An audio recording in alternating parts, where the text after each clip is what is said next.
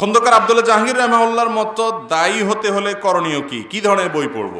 মাশাআল্লাহ, ডক্টর খন্দকার আব্দুল্লাহ জাহাঙ্গীর রাহিমাহুল্লাহ তিনি সমকালীন বাংলা ভাষাভাষী আলেমদের মধ্যে অত্যন্ত উঁচু মাপের একজন আদর্শ দায়ী ইলাল্লাহ ছিলেন।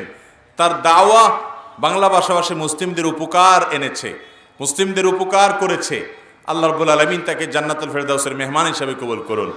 স্যার রাহিমাহুল্লাহর ভুল ত্রুটিগুলোকে আল্লাহ তাআলা মাফ করে দিন।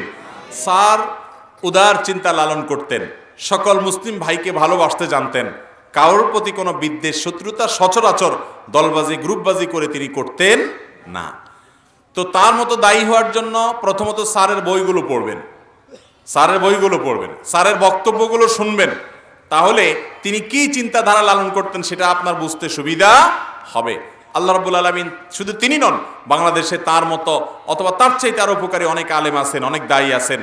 আল্লাহ তাআলা এরকম উপকারী আলেম এবং দায়ীদের সংখ্যা আরো বাড়িয়ে দেন। আমাদের সবাইকে সেরকম ভালো মানুষদের মতো মানুষ হওয়ার তৌফিক দান করেন।